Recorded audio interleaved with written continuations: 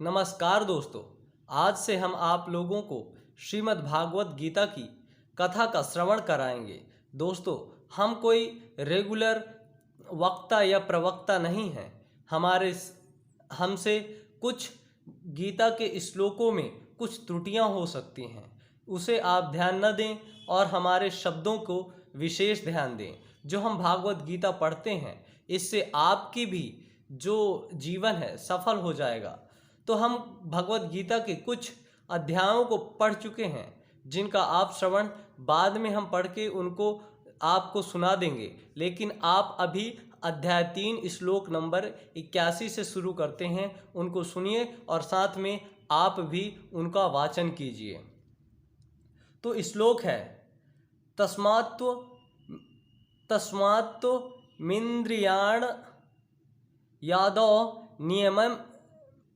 नियम्य भरतर्षभ पापमानं प्रजहि होनम ज्ञान विज्ञान नाशनम।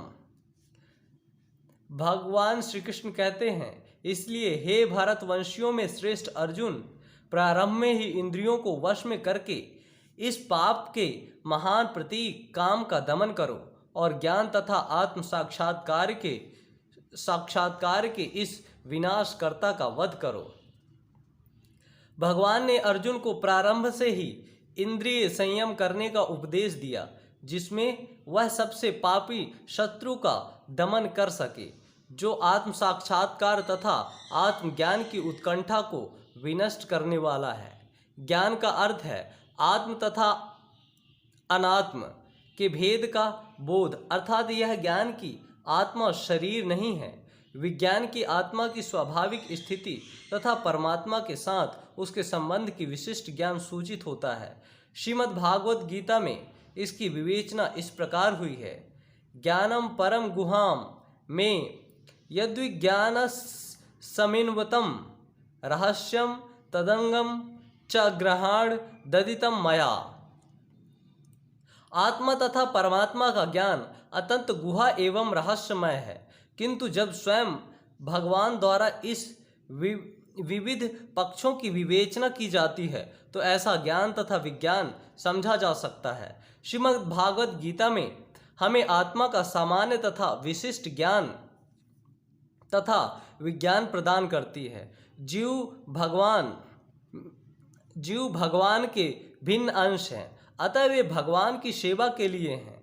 यह चेतना कृष्ण भावनामृत कहलाती है। अतः मनुष्य के जीवन के प्रारंभ से इस कृष्ण भावनामृत को सीखना होता है। इससे वह पूर्णतया कृष्ण भावना भावित होकर तदनुसार कर्म करे। काम ईश्वर प्रेम का प्रकृति प्रतिबिंब है और प्रत्येक जीव के लिए स्वाभाविक है, किंतु यदि किसी को प्रारंभ से ही कृष्ण भावनामृत की शिक्षा दी जाए तो प्रकृति ईश्वर प्रेम के रूप में विकृति नहीं हो सकता। एक बार ईश्वर प्रेम के काम रूप में विकृत हो जाने पर इसके मौलिक स्वरूप को पुनः प्राप्त कर पाना दुस्साध्य हो जाता है। फिर भी कृष्ण भावनामृत इतना शक्तिशाली होता है कि विलंब से प्रारंभ करने वाला व्यक्ति भी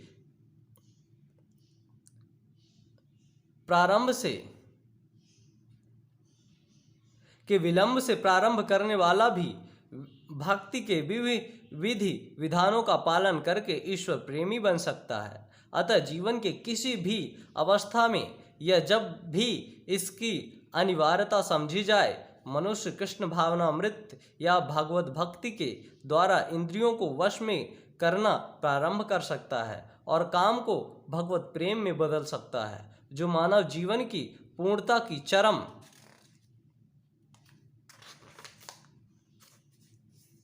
अवस्था है।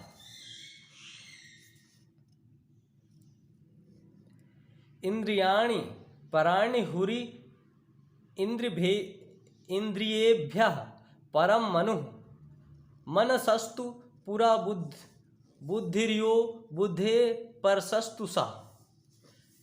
कर्मेंद्रियां जड़ पदार्थ की अपेक्षा है, मन इंद्रियों से बढ़कर है, बुद्धि मन से भी उच्च है, वह आत्मा बुद्धि से भी बढ़कर है। इंद्रियां काम के कार्यकलापों के विभिन्न द्वार हैं। काम का निवास शरीर में है, किंतु उसे इंद्रिय रूपी झरोखे प्राप्त हैं। अतः कुल मिलाकर इंद्रियां शरीर से श्रेष्ठ हैं। श्रेष्ठ चेतना या कृष्ण भावनामृत होने पर ये द्वार काम में नहीं आते। कृष्ण भावनामृत में श्रेष्ठ चेतना या कृष्ण भावनामृत होने पर ये द्वार काम में नहीं आते। कृष्ण भावनामृत में आत्मा भगवान के साथ सीधा संबंध स्थापित करता है। अतः यहाँ पर वर्णित शारीरिक कार्यों की श्रेष्ठता परमात्मा में आकार समाप्त हो जाती है। शारीरिक कर्म का अर्थ है इंद्रियों के कार्य और इन इंद्रियों के अवरोधक का अर्थ है सारे शारीरिक कर्मों का अवरोध। लेकिन चूंकि मन सक्रिय रहता है, अतः शरीर के मौन तथा स्थिर रहने पर भी मन कार्य करता है। यथा स्वप्न के समय मन कार्यशील रहता है, किंतु मन के ऊपर भी बुद्धि की संकल्प शक्ति होती है और बुद्धि के ऊपर स्वयं आत्मा है। अतः यदि आत्मा प्रत्यक्ष रूप में परमात्मा में रत रहे तो अन्य सारे अधीनस्थ यथा बुद्धि, मन तथा इंद्रियां स्वतः रत हो जाएंगे। कठोपनिषद में एक ऐसा ही अंश है जिसमें कहा गया है कि इंद्रिय विषय इंद्रियों से श्रेष्ठ है और मन इंद्रिय विषयों से श्रेष्ठ है। अतः यदि मन भगवान की सेवा में निरंतर लगा रहता है तो इन इंद्रियों के अन्यत्र रत होने की संभावना नहीं रह जाती। इस मनोवृत्ति की विवेचना की जा चुकी है। परम दृष्टवा वर्तते, यदि मन भगवान की दिव्य सेवा में लगा रहे तो तुच्छ विषयों में उसके लग पाने की संभावना नहीं रह जाती। कठोपनिषद में आत्मा को महान कहा गया है। अतः आत्मा इंद्रिय विषयों, इंद्रियों, मन तथा बुद्धि इन सबके ऊपर है। अतः सारी समस्या का हल यह है कि आत्मा के स्वरूप को प्रत्यक्ष समझा जाए। मनुष्य को चाहिए कि बुद्धि के द्वारा आत्मा की स्वाभाविक स्थिति को ढूंढे और फिर मन को निरंतर कृष्ण भावनामृत में लगाए रखे। इससे सारी समस्या हल हो जाती है। सामान्यतः नव दीक्षित अध्यात्मवादी के इंद्रिय विषयों को दूर रहने की सलाह दी जाती है, किंतु इसके साथ साथ मनुष्य को अपनी बुद्धि का उपयोग करके मन को सशक्त बनाना होता है। यदि बुद्धिपूर्वक वह अपने मन को भगवान के शरणागत होकर कृष्ण भावनामृत में लगाता है तो मन स्वतः सशक्त हो जाता है। और यद्यपि इंद्रियां सर्प के समान अत्यंत बलिष्ठ होती हैं, किंतु ऐसा करने पर वे दंत विहीन सांपों के समान अशक्त हो जाएंगी। यद्यपि आत्मा बुद्धि तथा इंद्रियों का स्वामी है, तो भी जब तक कि इसे कृष्ण की संगति द्वारा कृष्ण भावनामृत से सुदृढ़ नहीं कर लिया जाता, तब तक चलायमान मन के कारण नीचे गिरने की पूरी प्रकृति संभावना बनी रहती है। एवं बुद्धे एवं बुद्धध्वा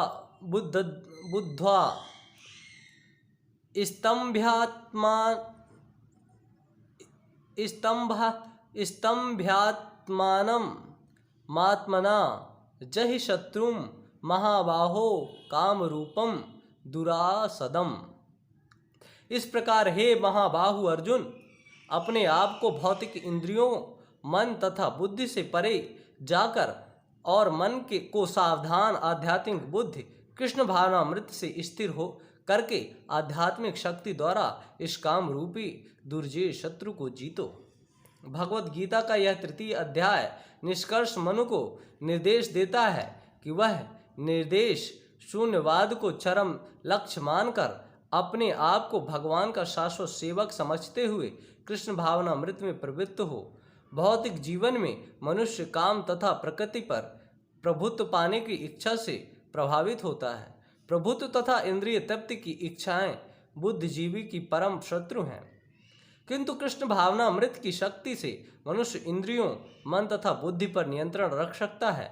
इसके लिए मनुष्य को सहसा अपने नियत कर्मों को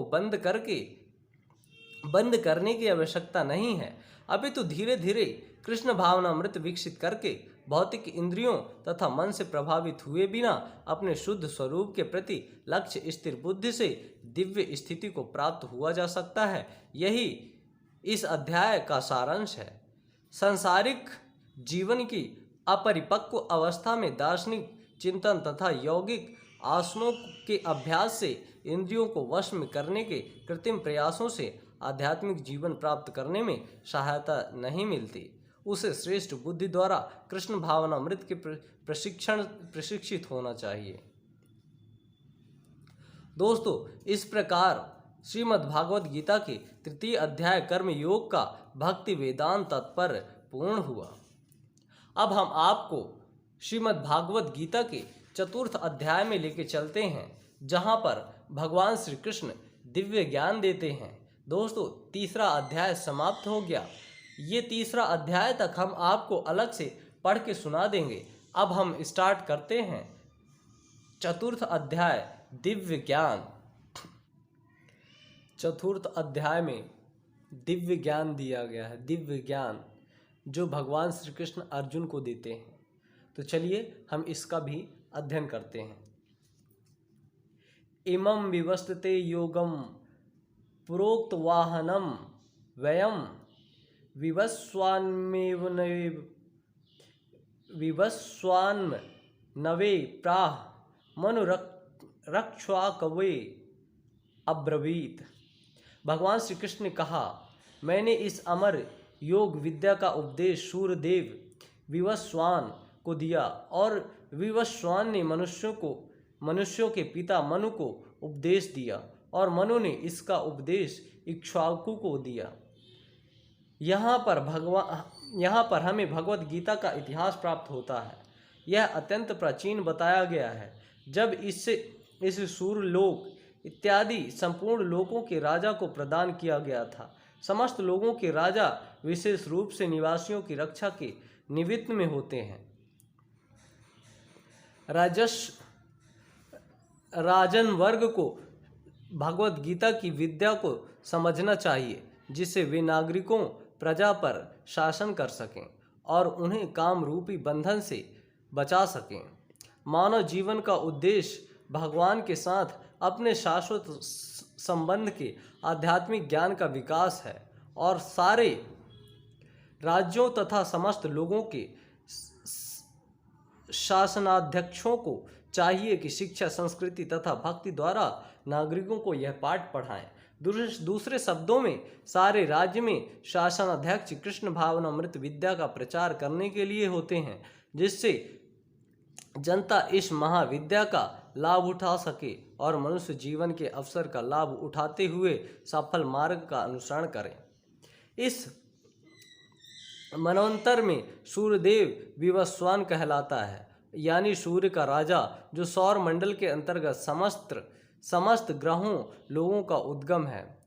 ब्रह्म संहिता में कहा गया है, यच्छुरेश सविता कलं सकल ग्रहणाम राजा समस्त सुरमूर्ति शेष तेजा यस्याज्ञा भ्रमति संभृत कालचक्रो गोविंद मादि पुरुषम तमहम भजामि। ब्रह्मा जी ने कहा, मैं उन श्री भगवान गोविंद की पूजा करता हूँ जो आदि पुरुष हैं और जिनके आदेश से समस्त लोगों का राजा सूर्य प्रभूत शक्ति तथा ऊष्मा धारण करता है। यह सूर्य भगवान के नेत्र तुल्य है और यह उनकी आज्ञानुसार अपनी कक्षा को तय करता है। सूर्य सभी लोगों का राजा है तथा सूर्यदेव विवस्वान सूर्य ग्रह का पर शासन करता है, जो ऊष्मा तथा प्रकाश प्रदान करके अन्य समस्त लोकों को अपने नियंत्रण में रखता है। सूर्य कृष्ण के आदेश पर घूमता है और भगवान कृष्ण के विवस्वान को भगवद गीता की विद्या समझाने के लिए अपना पहला शिष्य चुना। अतः गीता किसी मामूली सांसारिक विद्यार्थी के लिए कोई काल्पनिक भाष्य नहीं, अपितु ज्ञान मानक ग्रंथ है जो अत्यंत काल से चला आ रहा है। महाभारत में शांति पर्व हमें गीता का इतिहास इस रूप में प्राप्त होता है। त्रेता युगादौ च ततो विवस्वान्मनवे ददौ मनुष्य लोक लोक भृत्यार्थम सुताये क्ष्वाकवे ददौ इक्ष्वाकुणा च कथितो व्याप्य लोकान वस्थिता। त्रेता युग के आदि में विवस्वान ने परमेश्वर संबंधी इस विज्ञान का उपदेश मनु को दिया और मनुष्यों के जनक मनु ने इसे अपने पुत्र इक्ष्वाकु को दिया। इक्ष्वाकु इस पृथ्वी के शासक थे और रघुकुल के पूर्वज थे जिसमें भगवान श्री राम ने अवतार लिया। इससे प्रमाणित होता है कि मानव समाज में महाराज इक्ष्वाकु के काल से ही भगवत गीता विद्यमान थी। इस समय कलयुग के केवल 5000 वर्ष व्यतीत हुए हैं, जबकि इसकी पूर्ण 4,32,000 वर्ष हैं। इससे पूर्व द्वापर युग था और इसके भी पूर्व त्रेता युग। इस प्रकार लगभग 20,04,000 वर्ष पूर्व मनु ने अपने शिष्य तथा पुत्र इक्ष्वाकु से, जो इस पृथ्वी के राजा थे, श्रीमद् भागवत गीता कही। वर्तमान में मनु की आयु लगभग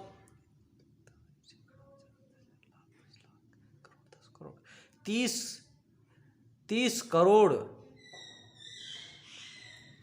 53 लाख वर्ष अनुमानित की जाती है, जिसमें से हजारों वर्ष बीत चुके हैं। यह मानते हुए कि मनु के जन्म के पूर्व भगवान ने अपने शिष्य सूर्यदेव विवस्वान को गीता सुनाई। मोटा अनुमान यह है कि गीता कम से कम इकाई, दहाई, सैकड़ा, हजार, 10,000, लाख, 10 लाख, करोड़, 10 करोड़ यानी कि 92 करोड़ 4 लाख वर्ष पहले कही गई और मानव समाज में यह लगभग 20 लाख वर्षों से विद्यमान रही। इससे भगवान ने लगभग 5000 वर्ष पूर्व अर्जुन से पुनः कहा। गीता के अनुसार ही तथा इसके वक्ता भगवान कृष्ण के कथन के अनुसार यह गीता के इतिहास का मोटा अनुमान है। सूर्यदेव विवस्वान को इसलिए गीता सुनाई गई क्योंकि यह क्षत्रिय था और उन समस्त क्षत्रियों का जनक है सूर्यवंशी। चूँकि भगवत गीता वेदों के ही समान है, क्योंकि इससे श्री भगवान ने कहा था, अतः यह ज्ञान अपौरुषेय है। चूँकि वैदिक आदेशों को यथा रूप में बिना किसी मानवीय विवेचना के स्वीकार किया जाता है, फलतः गीता को भी किसी सांसारिक विवेचना के बिना स्वीकार किया जाना चाहिए। संसारी तार्किक जन अपनी अपनी विधि से गीता के विषय में चिंतन कर सकते हैं, किंतु यह यथारूप भगवत गीता नहीं है। अतः भगवत गीता को परंपरा से यथारूप में ग्रहण करना चाहिए। यथारूप यह वर्णन हुआ है कि भगवान ने इसे सूर्यदेव से कहा। सूर्यदेव ने अपने पुत्र मनु से और मनु ने अपने पुत्र इक्ष्वाकु से कहा। दोस्तों, भगवत गीता की 4थी श्लोक यहीं पे समाप्त करते हैं। कल हम पुनः इसे स्टार्ट करेंगे। तब तक के लिए आप इसे सुनिए और कल फिर हम हाजिर होंगे भगवत गीता की नए अध्याय के, इसी अध्याय के आगे से।